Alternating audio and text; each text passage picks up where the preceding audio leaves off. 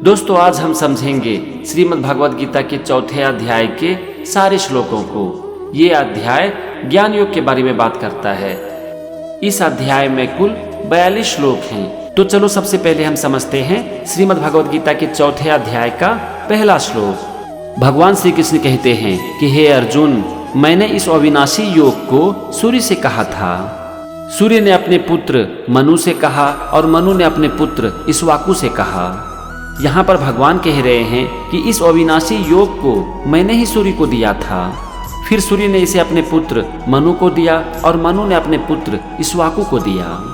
दूसरा श्लोक, भगवान श्री कृष्ण अर्जुन से कहते हैं कि हे परंतप, इस प्रकार परंपरा से प्राप्त इस योग को राजर्षियों ने जाना, किंतु उसके बाद वह योग बहुत काल से इस पृथ्वी लोक में लुप्त हो गया। यहाँ पर भगवान कह रहे हैं कि मैंने जो योग सूर्य को दिया था, फिर वो परंपरा के अनुसार राजर्षियों को प्राप्त हुआ, लेकिन इसके बाद बहुत समय से ये योग पृथ्वी में लुप्त हो गया। मतलब कि अब ना तो किसी को इसके बारे में पता है और इसलिए कोई भी इसके बारे में बात ही नहीं करता है। तीसरा श्लोक, भगवान श्री कृष्ण अर्जुन से कहते हैं कि हे अर्जुन, तुम मेरे भक्त और प्रिय सखा हो, इसीलिए वही यह पुरातन योग आज मैंने तुझको कहा है, क्योंकि यह बड़ा ही उत्तम रहस्य है। यहाँ पर भगवान कह रहे हैं कि पुरातन योग की जो मैंने शिक्षा दी थी वो बड़ा ही उत्तम रहस्य है, लेकिन चूंकि तुम मेरे भक्त हो और इसीलिए आज मैं तुमको इसके बारे में बता रहा हूँ। चौथा श्लोक, अर्जुन भगवान श्री कृष्ण से कहते हैं हे भगवान, आपका जन्म तो अभी हुआ है और सूर्य का जन्म बहुत पुराना है, तो फिर मैं इस बात को कैसे मानूं कि सृष्टि के आरंभ में आपने ही इस योग के बारे में सूर्य से कहा था। पांचवा श्लोक, भगवान श्री कृष्ण अर्जुन से कहते हैं कि हे परंतप अर्जुन, मेरे और तेरे बहुत से जन्म हो चुके हैं, उन सब को तू नहीं जानता किंतु मैं जानता हूँ।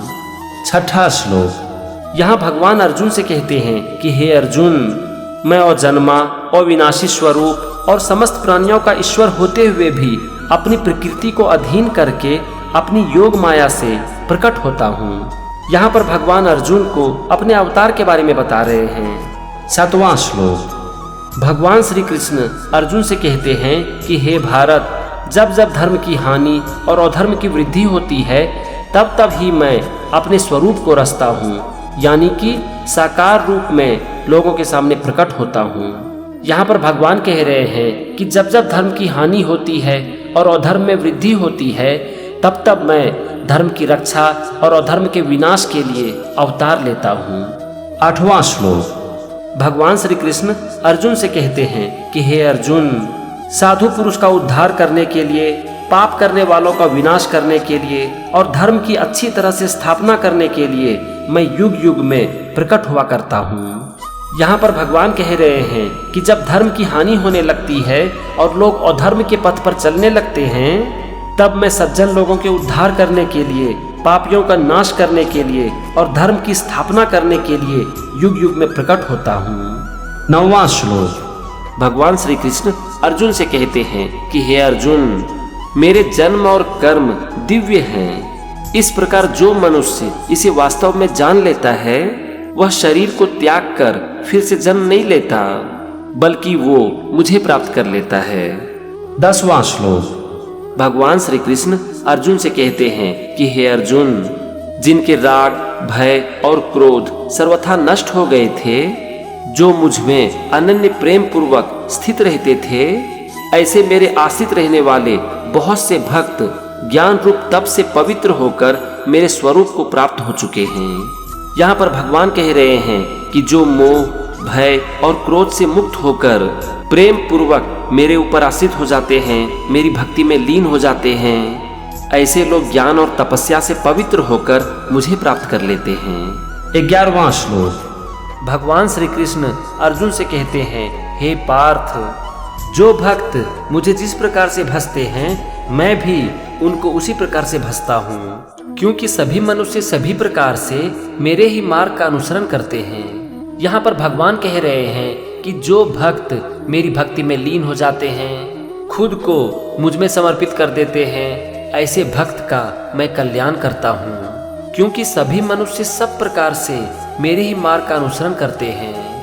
12वां श्लोक। भगवान श्री कृष्ण अर्जुन से कहते हैं, इस मनुष्य लोक में कर्मों के फल को चाहने वाले देवताओं का पूजन करते हैं, क्योंकि कर्म से उत्पन्न होने वाली सिद्धि शीघ्र मिल जाती है। यहाँ पर भगवान कह रहे हैं कि जो लोग अपने कर्म को करते हैं और कर्म करने के साथ साथ देवता की भी आराधना करते हैं, उन्हें कर्म का फल जल्दी मिल जाता है। 13वां श्लोक। इस श्लोक में भगवान श्री कृष्ण अर्जुन से कहते हैं कि हे अर्जुन, गुण और कर्मों के अनुसार मैंने 4 वर्णों के समूह को रचा है। इस काम को मैंने किया है, मैं इसका करता हूँ, लेकिन फिर भी तुम मुझ अविनाशी को अकर्ता जानो। यहाँ पर आप देखो, भगवान कह रहे हैं कि मैंने लोगों का विभाजन गुण और कर्मों के अनुसार किया है, जन्म के अनुसार नहीं। अपने कर्म को करना और ज्ञान को हासिल करना एक इंसान के हाथ में है, और इसीलिए एक इंसान के गुण और उसके कर्म के अनुसार उसका अलग अलग विभाजन हो गया है, और ये अपने आप हुआ है, इसीलिए मैं अकर्ता हूँ। दोस्तों, यहाँ पर आज हमारा एक बहुत बड़ा भ्रम टूटा कि इंसान का वर्ण और उसकी जाति जन्म के अनुसार होती है, लेकिन भगवान खुद कह रहे हैं कि ये जन्म के अनुसार नहीं बल्कि गुण और कर्म के अनुसार होती है। 14वां श्लोक। यहाँ भगवान श्री कृष्ण अर्जुन से कहते हैं कि हे अर्जुन, कर्मों के फल में मेरी रुचि नहीं है, इसीलिए मुझे कर्म लिप्त नहीं करते। इस प्रकार जो मुझे वास्तव में जान लेते हैं वो भी कर्म में नहीं बंधते। यहाँ पर भगवान कह रहे हैं कि कर्मों के फल में मेरी कोई रुचि नहीं है, इसीलिए मैं कर्म के सारे बंधन से मुक्त हूँ। और जो मुझे वास्तव में जान लेता है वो भी अपने कर्म को करता है और कर्म के फल को छोड़ देता है, इसीलिए वो भी कर्म के सारे बंधन से मुक्त हो जाता है। दोस्तों, कर्म के बंधन से मुक्त होने का ये मतलब नहीं है कि अब हमें कर्म करने की जरूरत ही नहीं है, क्योंकि जब तक जीवन है तब तक कर्म तो करना ही पड़ेगा। कर्म के बंधन से मुक्त होने का मतलब है कि हम कर्म के फल को पूरी तरह से त्याग दें। हमें अपने कर्म का जो भी फल मिलता है उसे हम सच्चे दिल से स्वीकार करें, और अगर हम ऐसा कर पाते हैं तो जीवन की हर परिस्थिति में हमारी मानसिक स्थिति एक समान बनी रहेगी। 15वां श्लोक। इस श्लोक में भगवान श्री कृष्ण अर्जुन से कहते हैं कि हे अर्जुन, पूर्व काल के मुमुक्षुओं ने भी इसी प्रकार जानकर ही कर्म किए हैं, इसीलिए तुम भी पूर्व काल में सदा से किए जाने वाले कर्म को ही करो। यहाँ पर भगवान श्री कृष्ण कह रहे हैं कि प्राचीन काल में मोक्ष की चाह रखने वाले लोगों ने फल की इच्छा को त्याग कर कर्म किए हैं, और इसीलिए तुम भी पूर्वजों के द्वारा किए गए कर्म को ही करो। मतलब कि फल की इच्छा को त्याग कर अपने कर्म को करो। 16वां श्लोक। भगवान श्री कृष्ण अर्जुन से कहते हैं कि हे अर्जुन, कर्म क्या है और अकर्म क्या है इसका निर्णय करने में बुद्धिमान पुरुष भी मोहित हो जाते हैं, इसीलिए उस कर्म के बारे में मैं तुझे बताऊंगा जिसे जानकर तुम सारे बंधन से मुक्त हो जाओगे। यहाँ पर भगवान कह रहे हैं कि बुद्धिमान पुरुष भी कर्म और अकर्म को ठीक से समझ नहीं पाते हैं। कर्म क्या है और अकर्म क्या है इसका निर्णय करने में वो मोहित हो जाते हैं, इसीलिए इसके बारे में मैं तुझे बताऊंगा जिसे जानकर तुम कर्म के सारे बंधन से मुक्त हो जाओगे। 17वां श्लोक। भगवान श्री कृष्ण अर्जुन से कहते हैं कि हे अर्जुन, हमें कर्म के बारे में भी जानना चाहिए, अकर्म के बारे में भी जानना चाहिए और विकर्म के बारे में भी जानना चाहिए, क्योंकि कर्म की गति गहन है। यहाँ पर भगवान कह रहे हैं कि कर्म सबसे गहन विषय है, और इसके बारे में हम तभी जान पाएंगे जबकि हम कर्म, अकर्म और विकर्म तीनों को ठीक से समझ पाएं। 18वां श्लोक। यहाँ पर भगवान श्री कृष्ण अर्जुन से कहते हैं, जो मनुष्य कर्म में अकर्म देखता है और अकर्म में कर्म देखता है, वह मनुष्यों में बुद्धिमान है और वह योगी समस्त कर्मों को करने वाला है। यहाँ पर भगवान कह रहे हैं कि जो बुद्धिमान लोग होते हैं, जब वो किसी काम को करते हैं तो वो ये सोचते हैं कि मैं कुछ नहीं कर रहा हूँ। कहने का मतलब हुआ कि एक तरह से वो अपने कर्मों को दिव्य शक्ति के सामने समर्पित कर देते हैं। वो अपने काम को पूरे मन से करते हैं, लेकिन ये सोचते हैं कि मैं कुछ नहीं कर रहा हूँ। फिर भगवान आगे कह रहे हैं कि बुद्धिमान लोग अपने अकर्म में अपने कर्म को देखते हैं। मतलब कि जब वो कुछ नहीं कर रहे होते हैं तो भी वो यही सोचते हैं कि मैं अपने कर्म को कर रहा हूँ। जरा सोचो कि ये कब संभव है। जब आप कुछ भी नहीं कर रहे हो तब भी आप यही सोचो कि मैं अपने कर्म को कर रहा हूँ। ये तभी संभव है जब आप बिना मतलब का टाइम पास नहीं कर रहे हो। अगर आप कुछ नहीं कर रहे हो तो आप बैठ के अच्छा सोच रहे हो, ध्यान कर रहे हो, लोगों के बारे में अच्छा सोच रहे हो, अपने मन को शांत कर रहे हो। यहाँ पर कुछ ना करते हुए भी आपको लग रहा है कि आप अपने कर्म को कर रहे हो। यहाँ पर जो बात कही गई है ना कि बुद्धिमान लोग अपने अकर्म में अपने कर्म को देखते हैं और अपने कर्म में अपने अकर्म को देखते हैं, ये तभी संभव है जब एक इंसान अपने कर्म को कर्म समझकर करे और कर्म फल की इच्छा को पूरी तरह से त्याग दे। ऐसे इंसान को योगी कहा जाता है क्योंकि वो हर स्थिति में अपने मन को एक समान बनाए रखते हैं। वो ऐसा क्यों कर पाते हैं? इसका एक ही कारण है कि वो अपने कर्म को पूरी निष्ठा के साथ करते हैं, लेकिन उस कर्म के फल की इच्छा नहीं रखते। इसीलिए जीवन की हर परिस्थिति में उनकी मानसिक स्थिति एक समान होती है। 19वां श्लोक। यहाँ पर भगवान श्री कृष्ण अर्जुन से कह रहे हैं कि हे अर्जुन, जिसके संपूर्ण कर्म बिना कामना और संकल्प के होते हैं, जिसके समस्त कर्म ज्ञान रूप अग्नि के द्वारा भस्म हो गए हैं, उसको ज्ञानी जन भी पंडित कहते हैं। यहाँ पर भगवान कह रहे हैं कि जिस इंसान के पास ज्ञान होता है उसके मन में ना तो कोई इच्छा होती है और ना ही कोई संकल्प। मतलब कि वो अपने कर्म को निस्वार्थ भावना से करते हैं और फिर वो जब अपने कर्म को करते हैं तो वो ये सोचते हैं कि मैं कुछ नहीं कर रहा हूँ। यानी कि अपने कर्म को करते हुए भी अपने मन से ये भावना निकाल देते हैं कि मैं कर रहा हूँ। और इसी को कहा जा रहा है अपने ज्ञान के द्वारा अपने कर्म को भस्म कर देना। और ये कब संभव है पता है?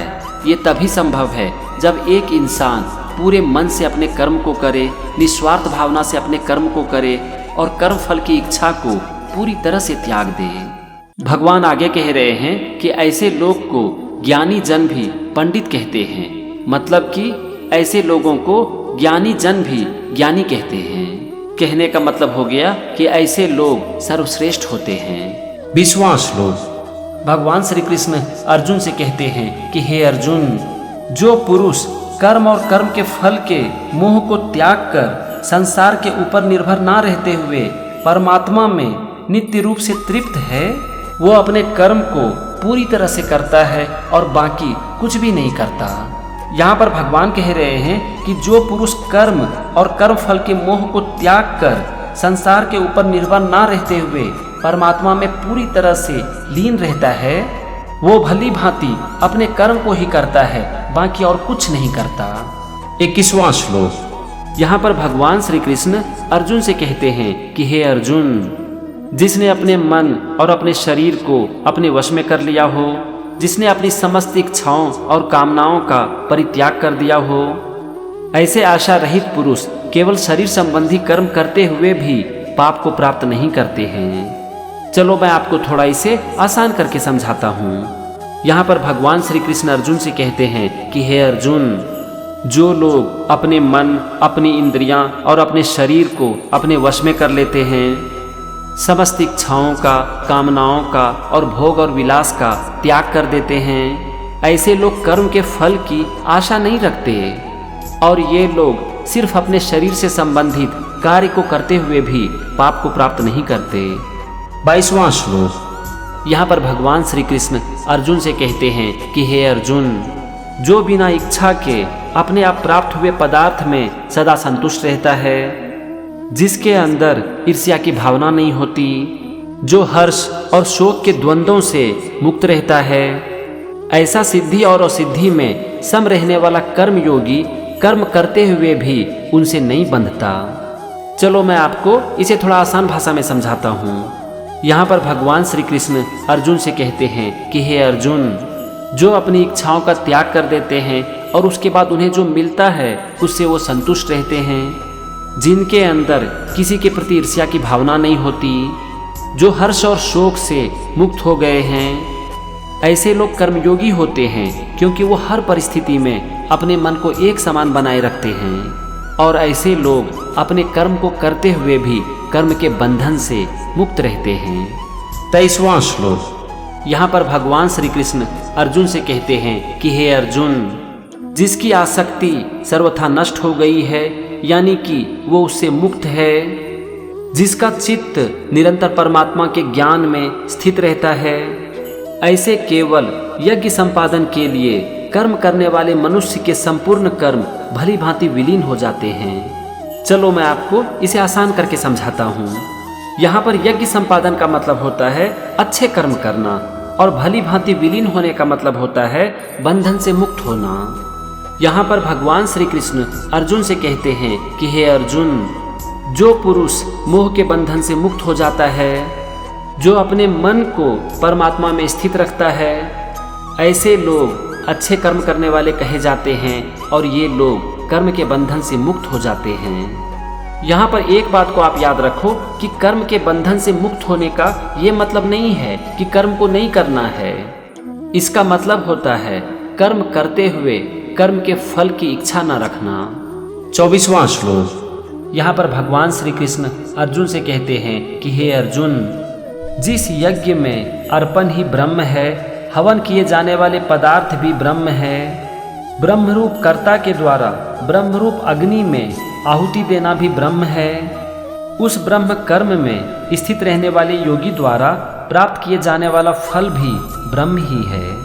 यहाँ पर भगवान श्री कृष्ण कहते हैं कि जिसे यज्ञ में अर्पित किया जाए वो ब्रह्म है, हवन किए जाने की सामग्री भी ब्रह्म है, जो यज्ञ कर रहा है वो ब्रह्म है, और ब्रह्मरूप अग्नि में आहुति देने का काम भी ब्रह्म है। तो जो योगी उस ब्रह्म कर्म को करते हैं, उसे जो फल प्राप्त होता है वो भी ब्रह्म ही होता है। यहाँ पर यज्ञ का मतलब होता है अच्छा कर्म, और ब्रह्म मतलब परम सत्य।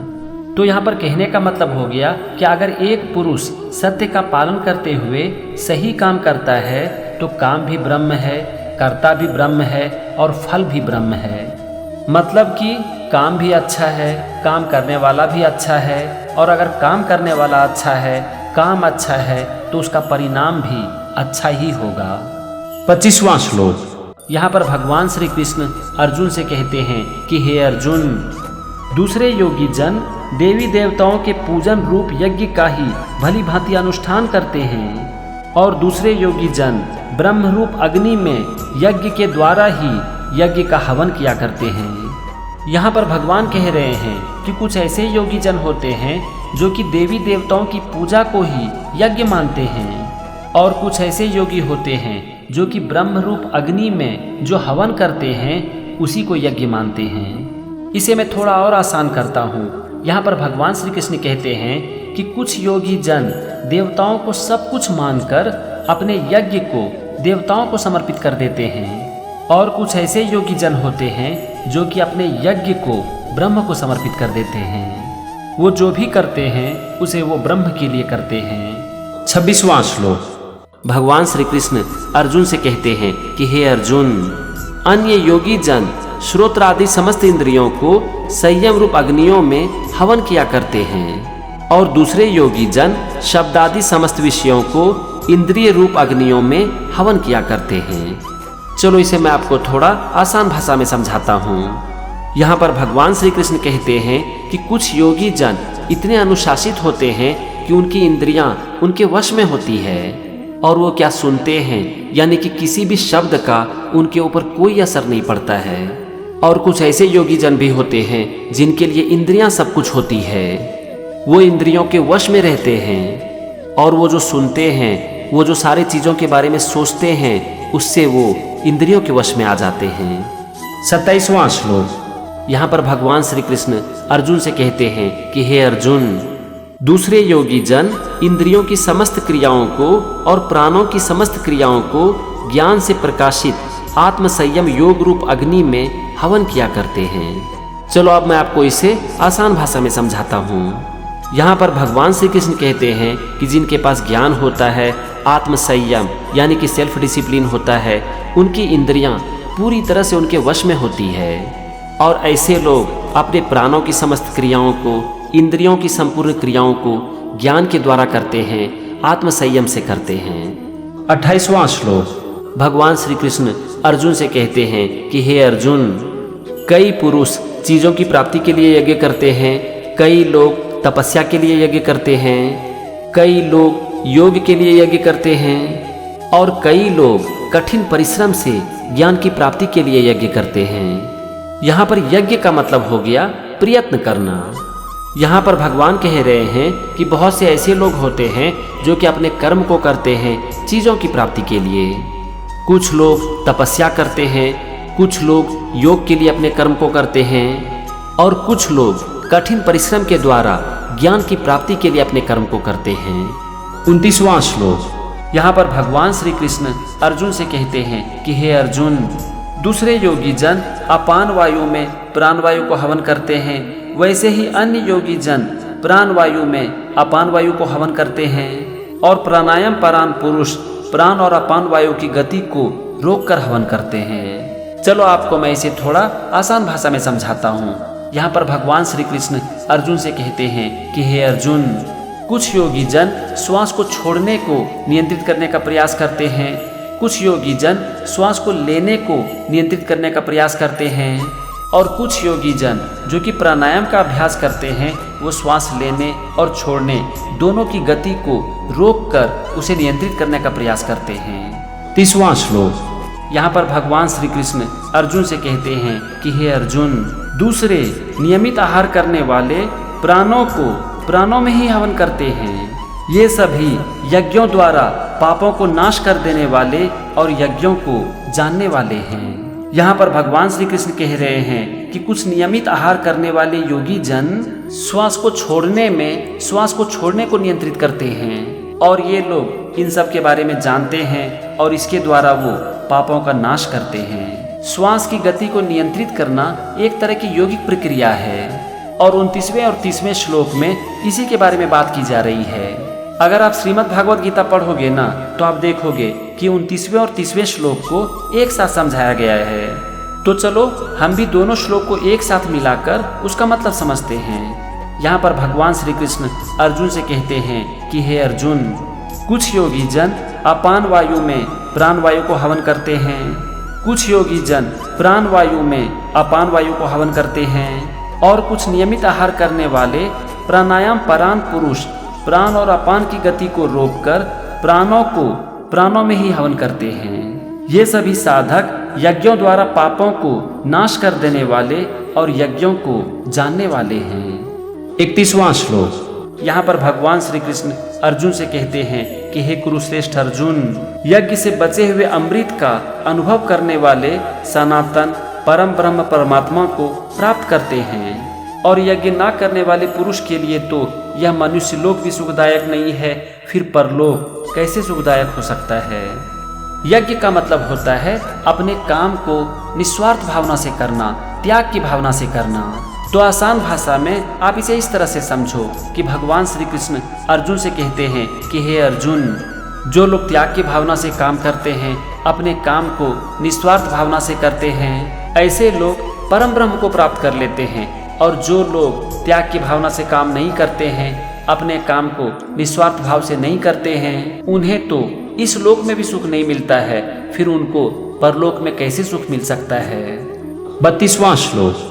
भगवान श्री कृष्ण अर्जुन से कहते हैं कि हे अर्जुन, वेदों की वाणी में बहुत से यज्ञ के बारे में विस्तार से कहे गए हैं। उन सब यज्ञों को तुम अपना कर्म समझो, वो कर्म जो कि तुम अपने मन, इंद्रियों और शरीर के द्वारा करते हो। इसे जानकर तुम कर्म के बंधन से मुक्त हो जाओगे। इस श्लोक में भगवान श्री कृष्ण कह रहे हैं कि तुम अपने मन, इंद्रियों और अपने शरीर से जो क्रिया करते हो उसे तुम यज्ञ की तरह करो। मतलब कि अपने कर्म को निस्वार्थ भाव से करो, त्याग की भावना से करो। और अगर तुम ऐसा करते हो तो तुम कर्म के बंधन से मुक्त हो जाओगे। 33वां श्लोक। यहाँ पर भगवान श्री कृष्ण अर्जुन से कहते हैं कि हे परंतप अर्जुन, चीजों के द्वारा किए गए यज्ञ की अपेक्षा ज्ञान के द्वारा किया गया यज्ञ श्रेष्ठ होता है तथा संपूर्ण कर्म बिना किसी अपवाद के ज्ञान में समाप्त हो जाते हैं। भगवान यहाँ पर कह रहे हैं कि ज्ञान सर्वश्रेष्ठ है और सारे कर्म ज्ञान में जाकर समाप्त हो जाते हैं। अगर हम अपने कर्म को ज्ञान के द्वारा करते हैं तो ये चीजों के द्वारा किए गए कर्म से हमेशा श्रेष्ठ होता है। 34वां श्लोक। यहाँ पर भगवान श्री कृष्ण अर्जुन से कहते हैं कि हे अर्जुन, तुम ज्ञानी पुरुष के पास जाकर उन्हें दंडवत प्रणाम करो, उनकी सेवा करो और सरलता पूर्वक उनसे प्रश्न पूछकर ज्ञान को समझो। तब वे परम तत्व को जानने वाले ज्ञानी महात्मा तुम्हें ज्ञान का उपदेश देंगे। 35वां श्लोक। यहाँ पर भगवान श्री कृष्ण अर्जुन से कहते हैं कि हे पांडव, तुम ज्ञान को जानकर इस प्रकार मोह को प्राप्त नहीं करोगे जिसके द्वारा संपूर्ण सृष्टि को पहले अपने में पीछे मुझ में देखेगा। यहाँ पर भगवान कह रहे हैं कि अगर तुम्हें ज्ञान की प्राप्ति हो जाती है तो तुम कभी भी मोह के जाल में नहीं फंसोगे और तुम ज्ञान की प्राप्ति करके संपूर्ण सृष्टि को पहले खुद में देखोगे और फिर मुझ में देखोगे। 36वां श्लोक। यहाँ पर भगवान श्री कृष्ण अर्जुन से कहते हैं कि हे अर्जुन, यदि तुम सब पापियों से भी अधिक पाप करने वाला है तो भी तुम ज्ञान रूपी नौका के द्वारा निसंदेह संपूर्ण पाप समुद्र को भली भांति पार कर जाएगा। भगवान यहाँ पर कह रहे हैं कि अगर तुम एक बहुत बड़े पापी हो लेकिन अगर तुम्हारे पास ज्ञान है तो तुम उस पाप को पार कर जाओगे। कहने का मतलब हुआ कि अगर तुम्हारे पास ज्ञान है तो तुम उस पाप को कर ही नहीं पाओगे क्योंकि तुम्हारा ज्ञान तुमको पाप करने से बचा लेगा। 37वां श्लोक। यहाँ पर भगवान श्री कृष्ण अर्जुन से कहते हैं कि हे अर्जुन, जैसे प्रज्वलित अग्नि ईंधनों को भस्म कर देती है वैसे ही ज्ञान रूप अग्नि संपूर्ण कर्मों को भस्म कर देती है। भगवान यहाँ पर कह रहे हैं कि जिस प्रकार से जलती हुई अग्नि ईंधनों को पूरी तरह से भस्म कर देती है, ठीक उसी तरह से ज्ञान रूप अग्नि एक मनुष्य के संपूर्ण कर्मों को पूरी तरह से भस्म कर देती है। कर्मों को भस्म करने का यहाँ पर मतलब है कर्म के बंधन से मुक्त हो जाना। आपको यहाँ पर एक बात समझने की जरूरत है कि कर्म के बंधन से मुक्त होने का ये मतलब नहीं है कि कर्म को ही ना करें, बल्कि इसका मतलब है कि कर्म फल की इच्छा को पूरी तरह से त्याग दें। एक इंसान कभी भी ना कर्म से मुक्ति नहीं पा सकता है। वो जब तक जीवित है तब तक उसे कर्म को करना ही पड़ेगा, लेकिन अगर वो कर्म के फल की इच्छा को पूरी तरह से त्याग देता है तो फिर वो कर्म के बंधन से मुक्त हो जाता है। 38वां श्लोक। यहाँ पर भगवान श्री कृष्ण अर्जुन से कहते हैं कि हे अर्जुन, इस संसार में ज्ञान के समान पवित्र करने वाला निसंदेह कुछ भी नहीं है और जो मनुष्य कर्म योग के द्वारा अपने हृदय को शुद्ध कर लेता है वो समय आने पर उस ज्ञान को अपने आप ही अपनी आत्मा में पा लेता है। 39वां श्लोक। यहाँ पर भगवान श्री कृष्ण अर्जुन से कहते हैं कि हे अर्जुन, जो लोग अपनी इंद्रियों को अपने वश में कर लेते हैं, खुद को काम के प्रति समर्पित कर देते हैं और जिनके अंदर श्रद्धा की भावना होती है वो ज्ञान को प्राप्त कर लेते हैं। और जो लोग ज्ञान को प्राप्त कर लेते हैं वो बिना किसी विलंब के तत्काल ही परम शांति को प्राप्त कर लेते हैं। 40वां श्लोक। यहाँ पर भगवान श्री कृष्ण अर्जुन से कहते हैं कि हे अर्जुन, जिस मनुष्य के पास ज्ञान नहीं होता है, जिसके अंदर श्रद्धा की भावना नहीं होती है और जिसका मन शंका से भरा हुआ होता है, वो मनुष्य आध्यात्मिक मार्ग से भटक जाता है। ऐसे शंका वाले मनुष्य को ना तो इस लोक में और ना ही परलोक में सुख मिलता है। 41वां श्लोक। यहाँ पर भगवान श्री कृष्ण अर्जुन से कहते हैं कि हे धनंजय, जिसने कर्म योग की विधि से समस्त कर्मों का परमात्मा में अर्पण कर दिया है और जिसने विवेक द्वारा समस्त संशयों का नाश कर दिया है, ऐसे वश में किए हुए अंतःकरण वाले पुरुष को कर्म नहीं बांधते। चलो इसे मैं आपको थोड़ा आसान करके समझाता हूँ। यहाँ पर भगवान श्री कृष्ण अर्जुन से कहते हैं कि हे धनंजय, जो अपने कर्म को करते हुए कर्म फल की इच्छा को पूरी तरह से त्याग देते हैं, जो अपनी बुद्धि के द्वारा समस्त शंकाओं का नाश कर देते हैं, ऐसे पुरुष का मन उनके वश में होता है और वो कर्म के बंधन से मुक्त हो जाते हैं। 42वां श्लोक। भगवान श्री कृष्ण अर्जुन से कहते हैं, इसीलिए हे भरतवंशी, हृदय में स्थित इस अज्ञान जनित अपने संशय का विवेक ज्ञान रूप तलवार द्वारा छेदन करके कर्म योग में स्थित हो जाओ और युद्ध के लिए खड़े हो जाओ। यहाँ पर भगवान श्री कृष्ण अर्जुन से कहते हैं कि हे भरतवंशी, तुम्हारे हृदय में अज्ञान के द्वारा जो शंका की भावना उत्पन्न हो गई है, उसे तुम अपनी बुद्धि और ज्ञान से नष्ट कर दो। तुम अपने आप को कर्मयोग में स्थित कर लो और युद्ध के लिए खड़े हो जाओ।